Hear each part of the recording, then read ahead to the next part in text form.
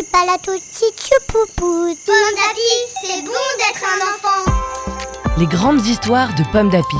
Un podcast proposé par Pomme d'Api, le magazine préféré des enfants de 3 à 6 ans. Chaque mois, tu vas découvrir une grande histoire que tu lis peut-être à la maison avec ta maman ou ton papa, ton grand frère, ta cousine, ta mamie, ta nounou, le babysitter ou même tout seul.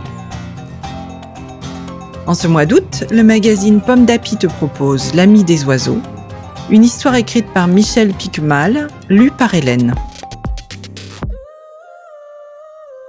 L'ami des oiseaux. Cœur d'élan vivait avec Petite Lune, mais ils n'avaient pas d'enfant.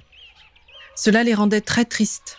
Aussi, lorsqu'un matin, Petite Lune annonce qu'elle attend un bébé, Cœur d'élan déborde de joie. Enfin, Petite Lune accouche. Et c'est un garçon. Cœur d'élan exulte. Un jour, cet enfant sera le chef de notre tribu.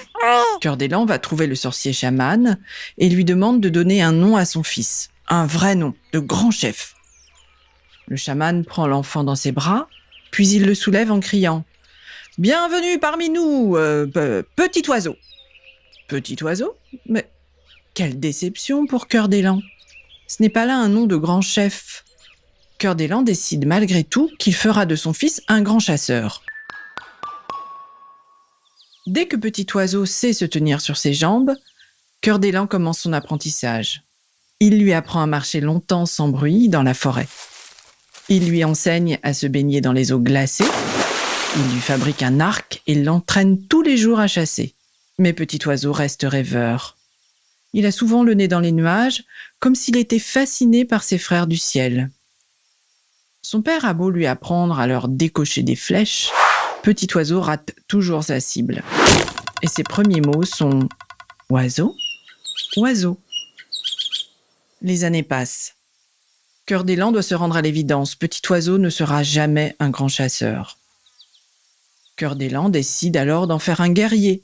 Il l'entraîne à la lutte, mais l'enfant n'y met pas tout son cœur, et il finit toujours par se faire renverser. Cœur d'élan se désespère. Il en est sûr, c'est ce fichu nom de Petit Oiseau qui est la cause de tout. Aussi, il décide d'envoyer son fils au sommet de la colline.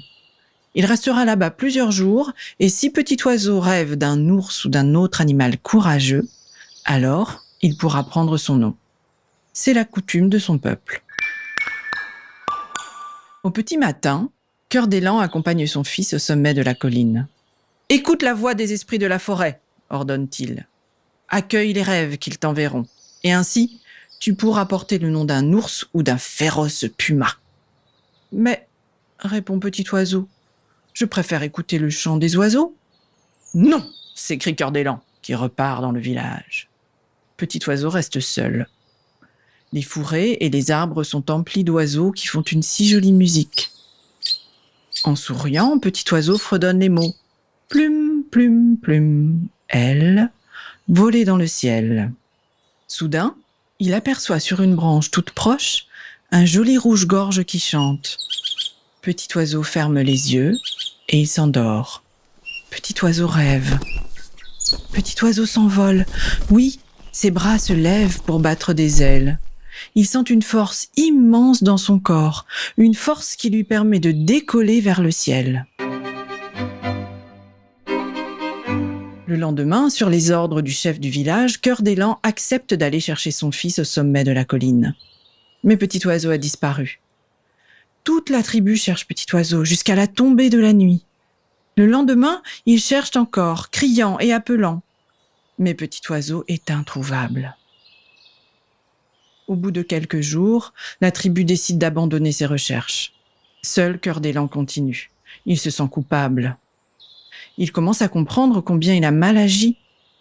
Et la nuit, dans ses rêves, il voit souvent son fils se changer en oiseau et voler, libre et heureux dans le ciel. Un jour, alors que Cœur d'élan est assis près d'une source, le chant d'un rouge-gorge attire son attention. Quelques notes, de plus en plus aiguës, comme un appel. Voudrait-il me dire quelque chose ? Se demande Cœur d'élan. Cœur d'élan se lève. se retourne brusquement et évite de justesse un lion des montagnes qui se précipitait sur lui. Il arme son arc et il abat la bête avant qu'elle ne bondisse à nouveau. Le cœur d'élan comprend alors que le rouge-gorge, c'était son fils. Petit Oiseau l'a protégé du lion. Et peu à peu, son cœur se fait plus léger.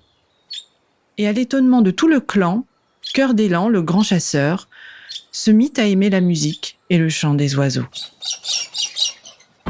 Une histoire écrite par Michel Piquemal, d'après un conte algonquin pour le magazine Pomme d'Api numéro 654.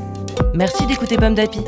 Rendez-vous le mois prochain pour découvrir une nouvelle grande histoire de Pomme d'Api.